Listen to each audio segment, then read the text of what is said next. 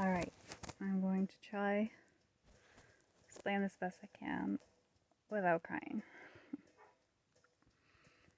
In 2017, I was in an automobile accident.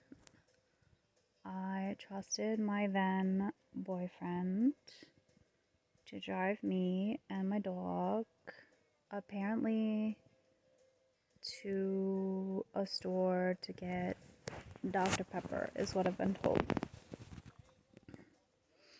A month and a half later, I woke up in the trauma center from a medicated coma.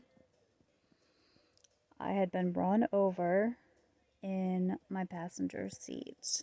I let him drive my car because I have fibromyalgia, and some days I'm in such excruciating pain that I get in a fog, and I just don't trust myself sometimes to drive.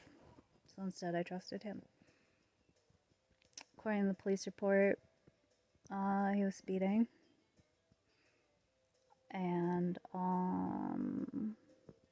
swerved into oncoming traffic, and a Ford F-250 pickup truck ran me over in my seat. Don't worry, my dog wound up being okay. She just had to spend an overnight in the vet. No one cares about how he was, but he walked away. Keyword. And I was in critical condition. Wound up with 10 broken bones, some in more than one place. I had a traumatic brain injury. I had a laceration through my skull. It was 8 centimeters, 1 inch deep. I had a brain bleed, traumatic brain injury. They had to hook up a monitor to my skull to get the pressure off of it. The seatbelt itself cut into my abdominal cavity. They had to leave that open for 4 days. I lost parts of my small intestine, my large intestine, the sphincter that connects the two. I lost my right colon. My gallbladder wound up gangrening, so they had to remove that. And my appendix is gone. So they had to reconstruct my entire digestive system. I had to get used to all of that. So yeah, there was the brain injury, broken bones, abdominal cavity.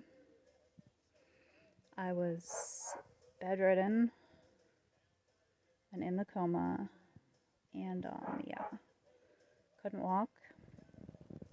Had to they had me on a feeding tube up my nose, and even though I was in the coma, my body was still functioning, but it kept trying to pull it out.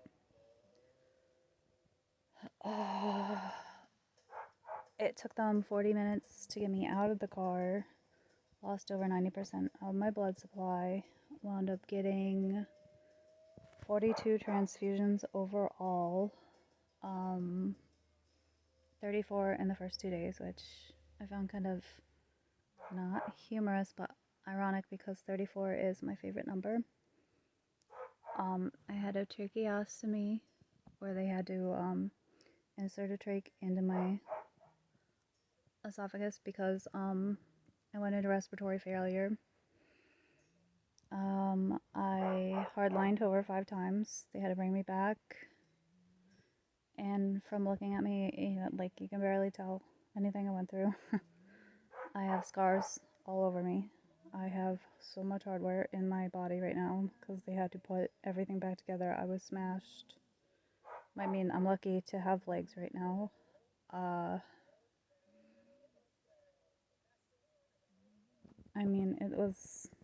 It's been the hardest thing I've ever had to go through in my life, obviously, but I'm still here. I still have a life. I did over 6 years of physical therapy. I had to relearn everything. I had to learn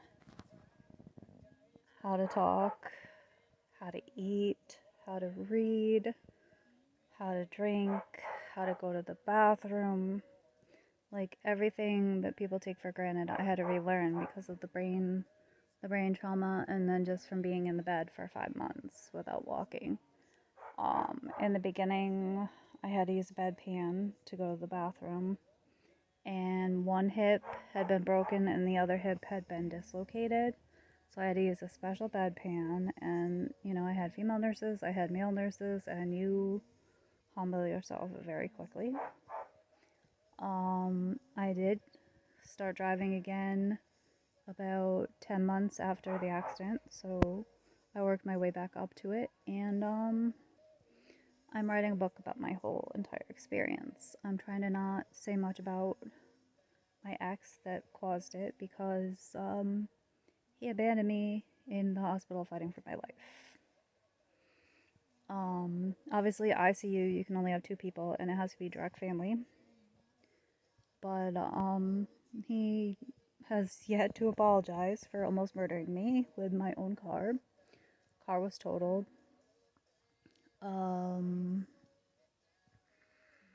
But yeah, and then in 2020, I got a total left hip replacement, and I've had other surgeries outside of the hospital.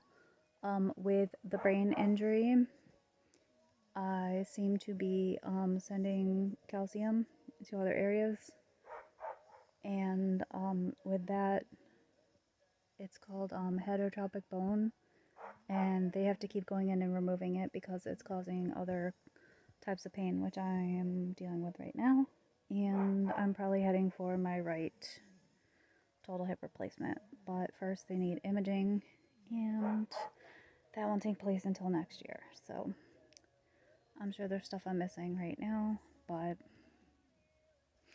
I have been through hell and back, but I'm here to tell my story, writing a book about it, and by the grace of God and the medical science, I'm still here. I checked out of the rehab facility. Yes, I was in a nursing home at age 32, and I weighed 100 pounds. I had to deal with a nutritionist. It's so hard to gain weight back, but I've gotten back up to 130 at least, and I work out, and then I was told with this new bone development, I have to stop working out until they can figure out how to remove it. But anyways, I'm sure you probably have some questions. I'm glad to answer anything you have, but Lord bless, I'm here. Thanks for listening.